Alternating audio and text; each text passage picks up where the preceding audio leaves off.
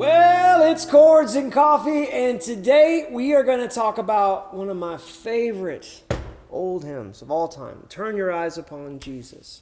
It's a beautiful song. I believe it was written in 1922, and if you haven't looked up the story, the origin for this song, for the lyrics, I think it was originally a poem, and then someone later put it to music, but it's a beautiful story. I would encourage you to check that out. So I did a post here recently because me and my buddy Mike Bennett, Mike and I are, working on lessons together, and we were taking a look at this song, and I just, we came up with an arrangement, and I ended up posting on Instagram, and several of you reached out and said, that's really cool, would love to learn about that. So here we are. I'm going to show you that arrangement that I just played, and then I'm also going to show you kind of what I would think of as it's an easier version of it that involves an open E and an open B string on every single chord to kind of add to the jangle factor of it.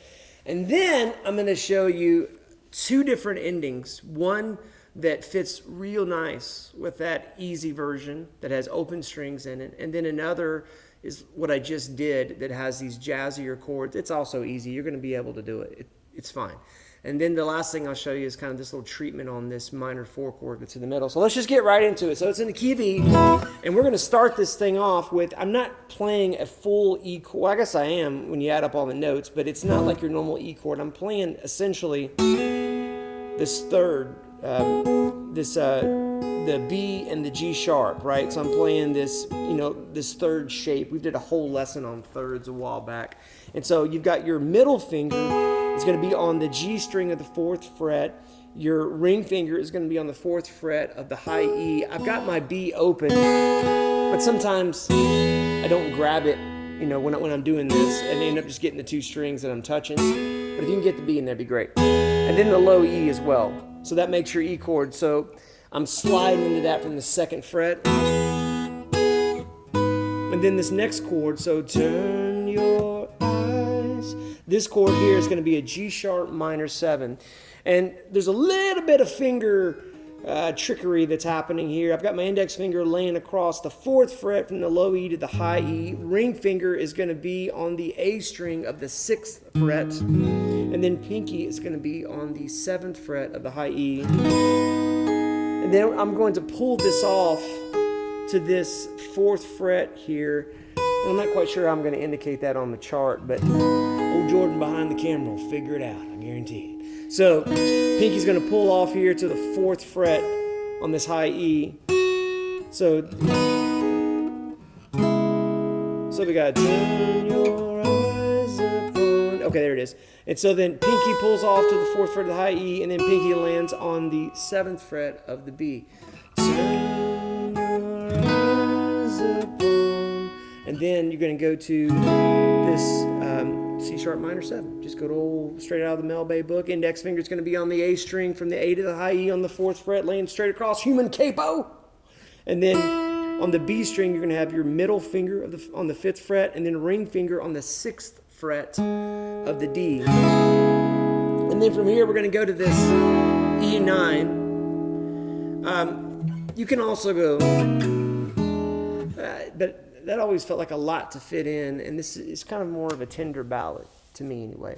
So we're just going to go from this C sharp minor 7 to this E9. That's going to be middle finger on the 7th fret of the A, index finger on the 6th fret of the D, and then ring finger and pinky are both going to be, ring's going to be on the G string, and then pinky's going to be on the B string of the 7th fret, both of them. And then keeping with the melody, we're going to play this on this A sus2. Our middle finger is going to play the D string first on the 2nd fret, and then play the whole chord. So look through, and then in his, and think of this as, it's almost like for a second you're kind of playing an A major 7, or maybe you want to think of it as an E major chord. But whatever the case, what you're doing is your index finger is coming down to the 1st fret of the G string, and then back to the 2nd fret of the G. So that look through the whole chord, A sus2. And then this next sequence,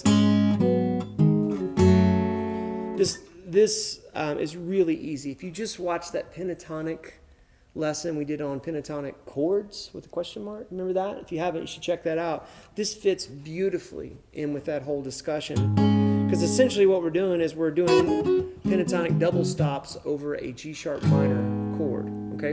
And so you've got index finger across the 4th fret from low E to high E, and then I've got my ring and my pinky's going to be on the G string, ring is going to be on the D string of the 6th fret. Pull it off to where now I'm holding down here on the 4th fret of the low E and then 4th fret of the D and the G. Really nothing's changed except for this has just come off.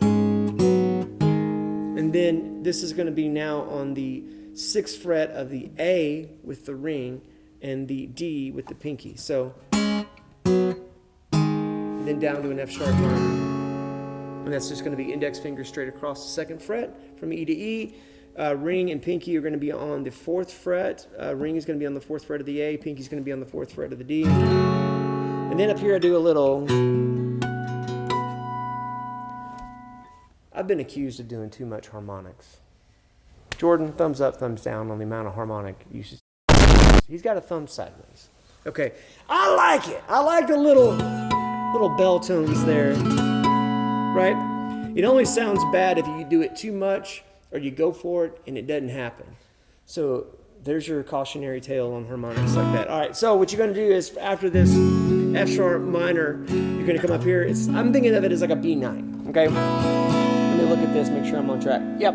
And so what I got here is I've got my middle finger on the 7th fret of the low E. I'm skipping the A. I've got my ring finger on the 7th fret of the D. I've got my index finger on the 6th fret of the G. And then my little pinky, old little pinky, he's coming to the church picnic with the potluck potatoes. He's going to be on the 7th fret of the B, right over the fret, barely touching it, barely touching that high E. Or you can just not play that at all and still come back to the church potluck, right? And so then from there, page 1. From there, we're going to go back to this idea here that we did at the very beginning, but instead of, we're going to go, and that's, and the things, right? And so what you've got is I'm not playing the low E, I'm not playing the B string, I'm literally just playing the G string and the high E string, 4th fret, index on the 4th fret of the G, middle on the 4th fret of the high E. And the next little chord, so I'm thinking of that as an E, and I'm thinking of this as an A. There's not enough information to be definitive on either one of those, but that's how I'm thinking of it. And this is going to be middle and ring. Middle's going to be on the 5th fret of the high E, skipping the B, and then ring is going to be on the 6th fret of the G, and then I'm going to this. Now, once I hit this, I'm going to definitely hit the low E. Think of this as like a D chord that's been slid up a whole step, but it doesn't have a third, okay? It's got just roots and 5s. So index finger is going to be on the 4th fret of the G, middle finger, 5th fret of the B, and then pinky is going to be on the 7th fret of the high E with the low E in the bass. So, and the things of earth. So on the word earth, things of earth, that part, from this E, we're going to go to a B over D sharp. Index finger is going to be on the 4th fret of the D, the G, and the B string, making a little bar. And then your ring finger is going to be on the 6th fret of the A. And then, let's see, we got little shenanigans here, right?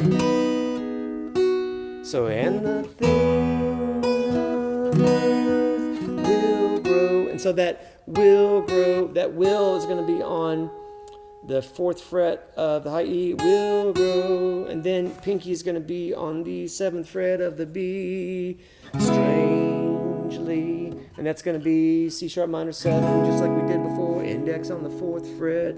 From the A to the high E, I'll stop singing. And then middle on the B, 5th fret. The G is being held down by human capo here. And then ring is going to be on the 6th fret of the D. Now at this point, I like the sound of this minor 4.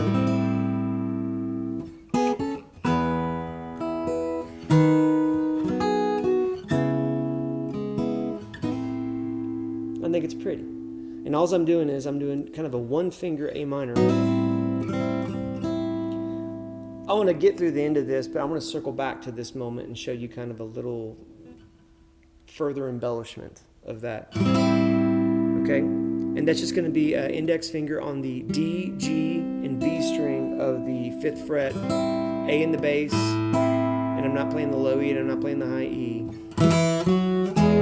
And these are octaves, so E, F sharp, G sharp, index finger on the 2nd fret of the D, pinky on the 5th fret of the B, slide this whole sheboing up a whole step to where you have 4 and 7, still D and B, and then 6 and 9, still D and B, in the light of His, and that's going to be F sharp, G sharp again, so 4, 7, 6, 7, and then glory in, well, what is that? I'm going to tell you. B7, index finger, I'm not really barring it. You can, but I'm not really doing that. Index finger is going to be on the 7th fret of the low E, skipping the A. Ring finger is going to be on the 9th fret of the D. Middle is going to be on the 8th fret of the G. Pinky is going to be on the 10th fret of the B. And then slide that pinky back to the 9th fret. And then slide your middle finger now is going to be on the 7th fret of the low E. Index is going to be on the G string of the 6th fret.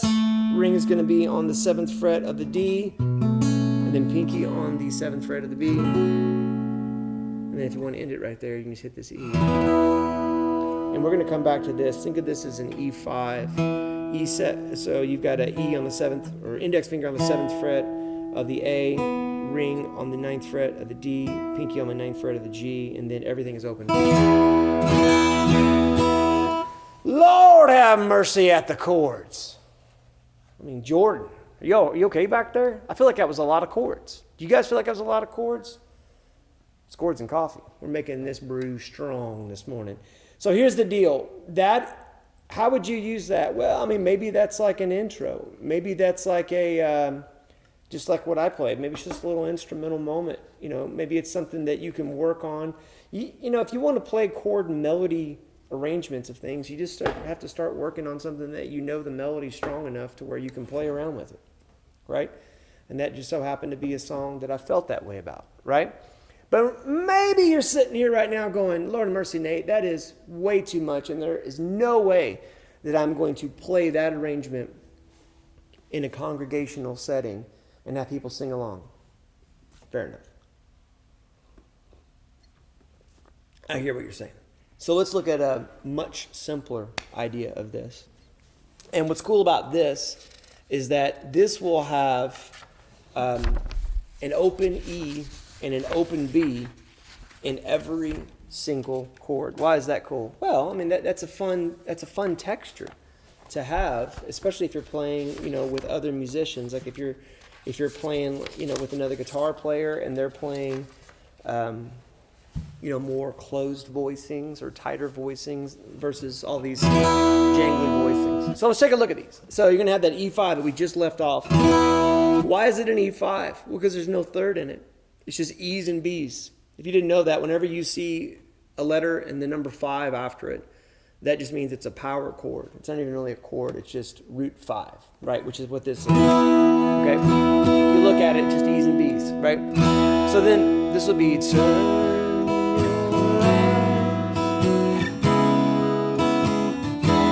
Let me show that to you. We already discussed E5. The next one is going to be this. I'm thinking of this as like a G sharp minor. It's really, I guess it'd be a G sharp minor sharp 5 because there's this open E in there.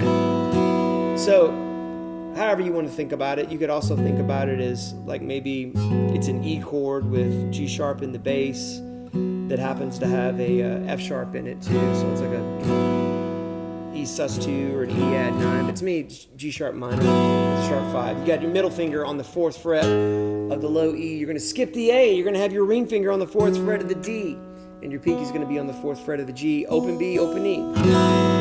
And then C sharp minor. And this is, again, this you think, well, wouldn't this be a C sharp, 5? Well, no, friend, because you've got a B, which is going to be its flat 7. And you got an E, which is going to be its minor 3rd. So this is C sharp minor 7. It's the same grip as that E5. Index finger on the 4th fret of the A. Your ring finger is on the 6th fret of the D. Pinky is on the 6th fret of the G. Open E, open B. And then I'm doing a little E7 here. Super simple.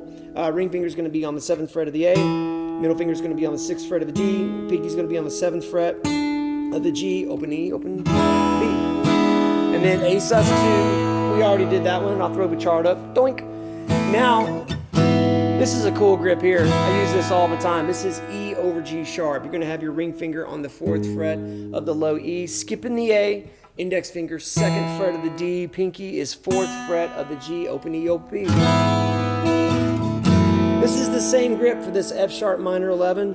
Why is it a minor 11? Well, because it's got a B in it, right? And that B is an octave above the root. Therefore, it's an 11. Next question. All right, so then you've got your ring finger or your middle finger on the 2nd fret of the low E, skipping the A, ring fingers on the 2nd fret of the D, and then pinky is on the 2nd fret of the G. Everything else is open. And then the B7. Do it just like we did this E7, but now it's on the 2nd fret. So you've got your middle finger on the 2nd fret of the A, index is on the 1st fret of the D, ring is on the 2nd fret of the G. Open E, open B. Back to that E5. Already gave that to you. This chord, this is pretty cool. This is going to be, I'm thinking of this as a B over a D sharp. And so you're going to have your pinky is going to be on the 6th fret of the A. Index is going to be on the 4th fret of the D. Middle is going to be on the 4th fret of the G. Open E, open B. That same C sharp minor 7, already gave it to you. There's the chart, doink. And then instead of going to the minor 4 here, because it just doesn't feel right to do that. I guess you could. I might just go to the regular A. So, and the things of earth will grow strangely. And this A is going to be middle finger on the G string of the 6th fret, ring finger on the 7th fret of the D, open E, open B, and open A. No low E. And then back to that E in the light, E5, and then let's do this B sus4 to B sus4. So we got that E up here, and this is going to be index finger on the 7th fret of the low E, skipping the A, ring finger is going to be on the 9th fret of the D, middle finger is going to be on the 8th fret of the G, open E, open B. And then back to that E. Who knew? So many chords. So many chords. Now, let me give you 2 endings. Is this a lot? Comment below if your brain is exploded or if you're like, no, my brain is a sponge. Teach! This coffee's pretty good. I don't know if you heard about it. All right. Anyway, so here is one ending that you could do. In the light of his glory.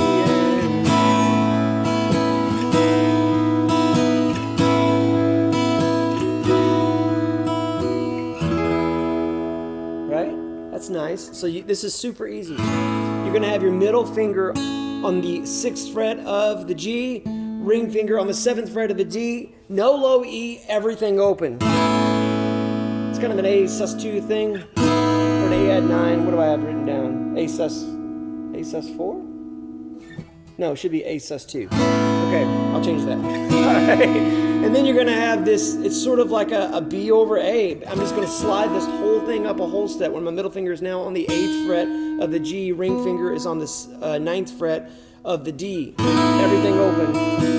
And then now I'm going to move this to this next position where I'm basically, it's just, these next 2 chords are just inversions of the 2 chords that we just played. So I've got my index finger on the 9th fret of the G, and my ring finger is going to be on the 11th fret of the D. And everything is open except I'm not playing the low E. Now slide that whole thing up a whole step.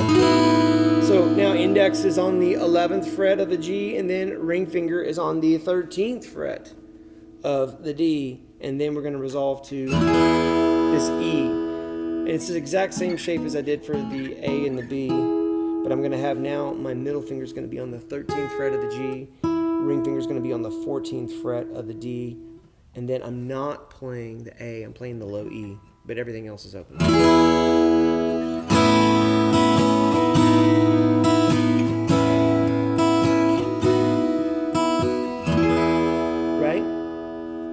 lovely. Now, Jordan, we have time to keep going, or am I just way over on time? Go a little longer. He says I can go a little longer. So very quickly, I'm going to give you these chords.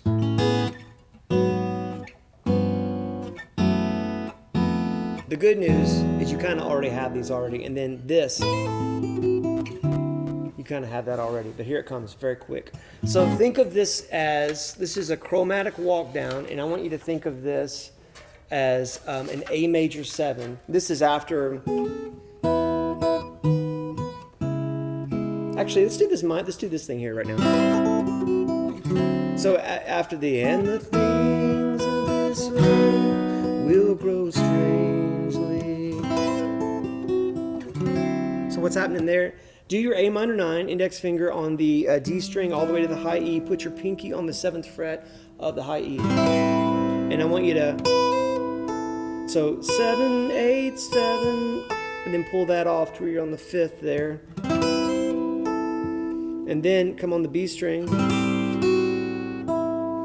And then I'm just going 8 on the B, 8, 7, open, with, capo here with the human finger, and then D9. So,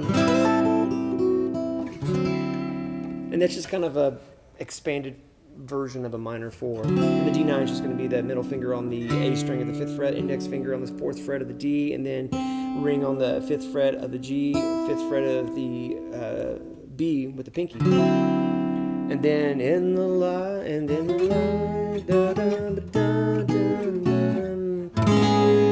So now we got, this is what I played on that beginning part there. We've got your middle finger on the 5th fret of the low E, skipping the A, ring finger on the 6th fret of the D, pinky on the 6th fret of the G, index finger on the 4th fret of the high E with an open B string. It's like an A major 9.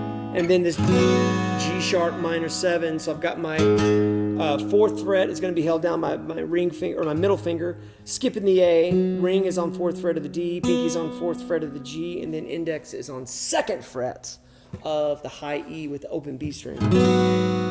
And then G7 sharp 11.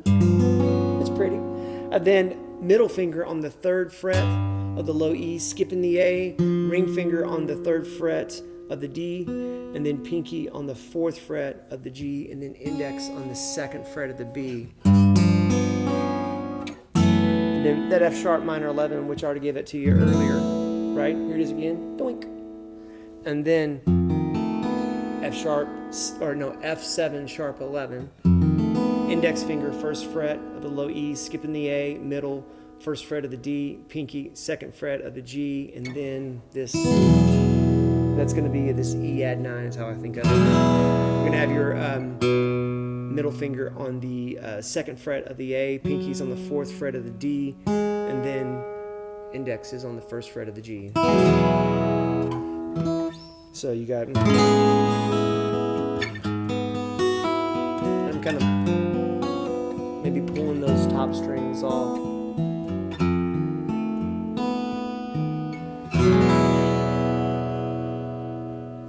I know it's a lot of chords, but that's a lot of song. It's a beautiful song. It means a lot to me. And I hope it means a lot to you. If there's other hymns or other songs that are like, especially songs that have been around for a while, that have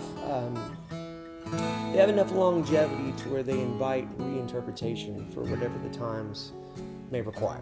Right? If there's songs like that, you're like, hey, Nate, what about this tune? Or what would you do with this? Or how about this old hymn? Do you have an arrangement of this? Put that in the comments. I love your comments. Your comments feed the fire that fuels the chords and the coffee. Every Saturday morning at 9 a.m., this is what we do. We get together. Friends, you encourage me. Thank you for hitting that subscribe button. Thank you for sharing these videos. Thank you for participating in the live chat. And thank you for being the encouraging folks you are. We're living life the best we can with a guitar in our hand, and we'll see you next week.